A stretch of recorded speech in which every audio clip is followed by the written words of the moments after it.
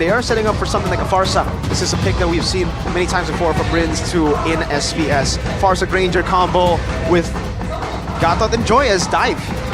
Big damage from all the way downtown. That's exactly what RRQ brings, and they bring out the CC as well.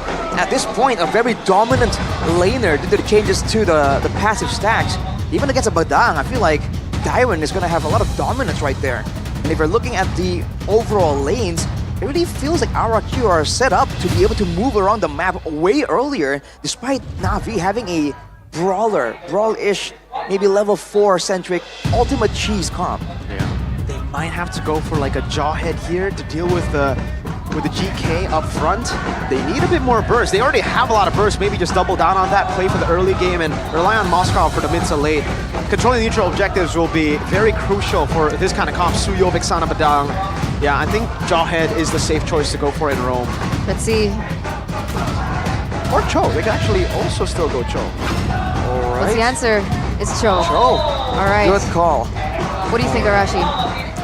That kind of equalizes the wave clear, right? The Cho can help with the wave clear so much faster, and also be a real threat to make sure. Game number 1. I'm curious to see how the jungle matchup is going to work out as well. You know, Aether, you mentioned it earlier, Mirko, has a bit of history, but now he's running that Suyo against the Joy. This is a matchup we've seen again and again, but right now for Navi, they don't really have a lot of options to deal with the Joy, unless they really want to set this Cho and the Badang to just look out for that moment where Susujin actually goes in. Oh, great terrify. Hanafi locks up first blood. X-Magic. A great catch to start the game off. Man, and we were talking about Rins as well, right? Unfortunately got caught off there, and he should be one of the players that will be leading the rotations in the early game, right? The Edok Rins combo since season 14, but it looks like, oh, there's a little bit of trade in damage, but nothing too much just now. What about the emblems? Does anything stand out?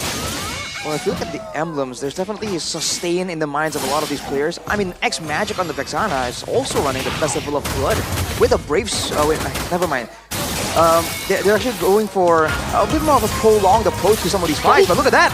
This crack not available just yet. Sunsujin very low. Aether trying to chase him down. Edok. Great Revitalize gets punched down by Cars. Oh, Soul Sever. And now a bit more burst coming down.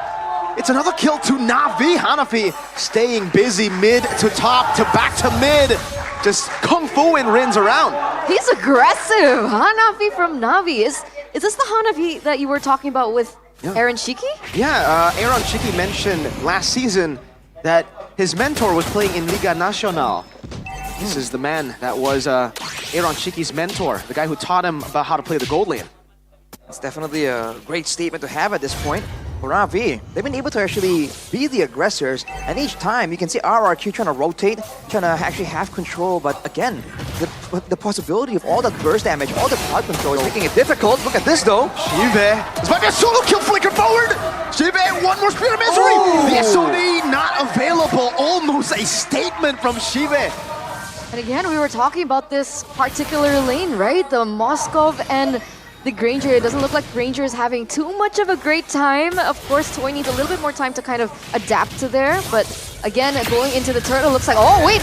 Another airstrike with a flicker out. Cars dashing away as well. Aether quelling Sutsujin, taking a bit of HP. Turtle in control of RQ Dyrant. Walks up curtain call together with AOG. Aether knocked up together with Cars. Two-man taunt into the electrifying beats. Now the fist cracked up from Cars. Able to flicker out a Terrify to peel off as well. Aether walks away, but Sutsujin claims the turtle.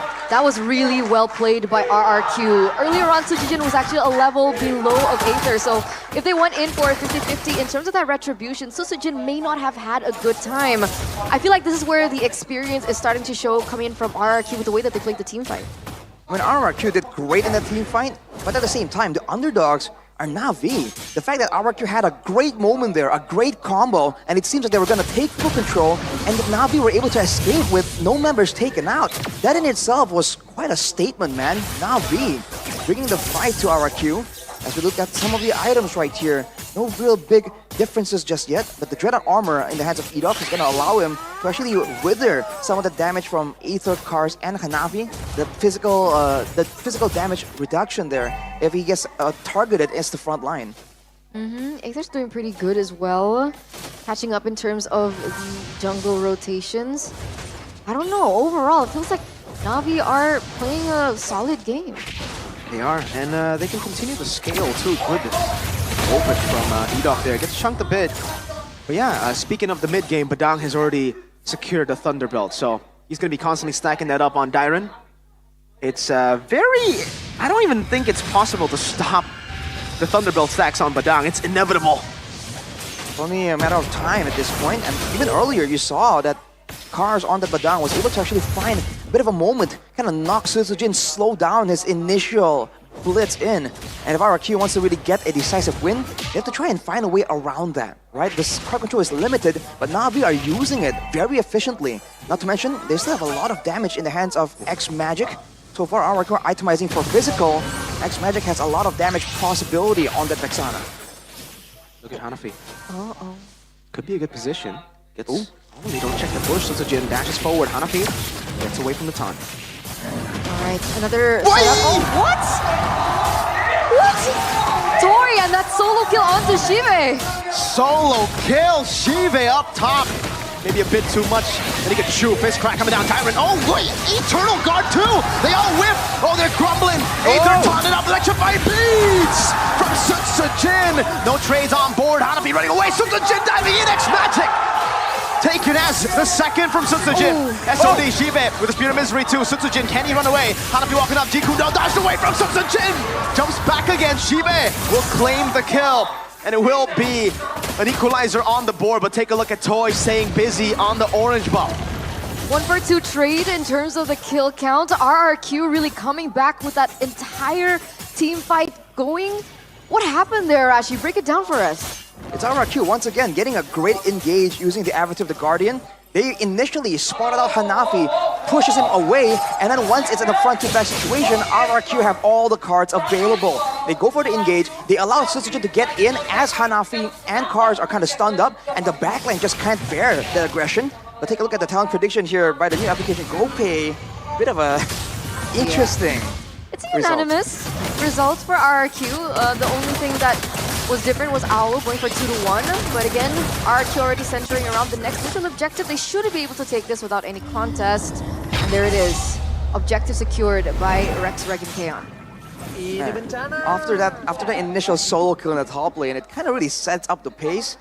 RRQ immediately just get all the control. It's almost like a mental blow to Navi, having one of their members out of nowhere taken out. And now they're definitely on the back foot and have to try and maybe go for pickoffs at this point, because in a prolonged team fight, for now at least, RRQ just seems to have so many more tools, right? They have someone that can dive into the backline, they have range to play around with, a decent amount of burst, and sustained damage even from the roamer, right? The God of Factor has a surprising amount of damage built into the kit.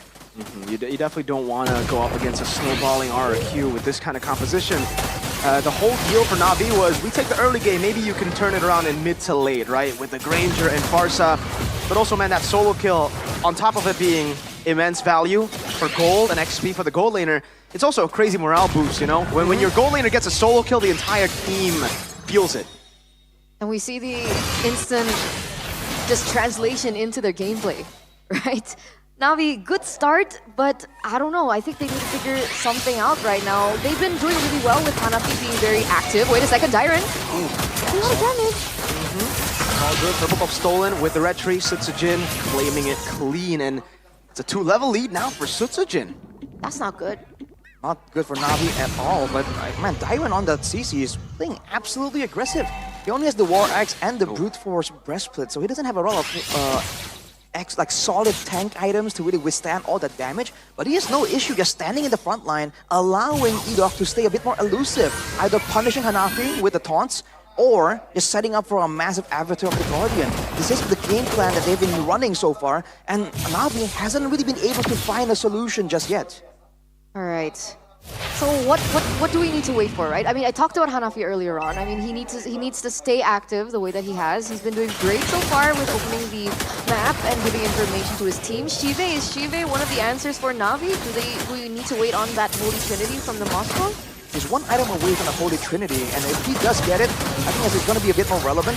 With more items, he's also going to be able to actually have more pressure on the opposite side of the map. But so far, the Spear of Destruction is literally a non-factor. RRQ has been able to get a solo kill, has been able to push the wave out. So every single time there's a big engagement, Shive is kind of out of the equation completely. That's unfortunate. And now RRQ have the Lord. They have the first Lord of the game. Do you think they can take down most of the outer turrets? Even maybe go in for an inner? Especially with this composition, man. We talked about the range already. There's going to be so many ways for them to, first of all, do damage from far away, and also pressure the members of Navi away using the Avatar of the Guardian. It can be used as a zoning tool, you must remember. Yeah, 2-level lead continues to be a problem for Navi in the jungle. Hanafi just trying to lead down these positions. But yeah, I agree with what Arashi said. This is a great siege composition. With the Lord up there, you have another frontliner for then the Granger and for Farsa to just throw down, gun Navi down, and maybe just, you know, I think they might actually be able to, if they get a kill, this is a base turret. Absolutely. And Toy, by the way, is already standing on a Malefic Roar. So any kind of defensive items, the premature defensive items of Navi really won't be relevant right now. Call me for the storm. There you go. The AOG locking Aether down for the airstrike and the shot from Toy. Now, Hanafi goes in way the Dragon Wrong member. It's only Edok. Sutsujin walks up, playing the sounds of victory, but they will not be able to end the game just yet. It is a base turret though, something we were expecting. RRQ with the siege comp continuously putting pressure down on Cars and Toy. Efficient on the Death Sonata. That was the first Lord. Exactly. First Lord getting a base turret? Like, that shouldn't be possible. An 8k gold lead now for RRQ. Navi, they're losing control completely of this game. They just don't have the frontliners to really withstand the initial approach from RRQ. And even if they do, then they're going to be forced to use so many resources, like the Face Crack, like the Way of the Dragon, before Sutsujin comes in. So for RRQ, it's just a waiting game. And they're allowing Navi to pick their poison. Do you want to get poked down? Oh, as I say that, that's some damage. Yep. A stun. Oh, what happens to Aether's HP bar? Sutsujin just takes it away. Electrifying beats.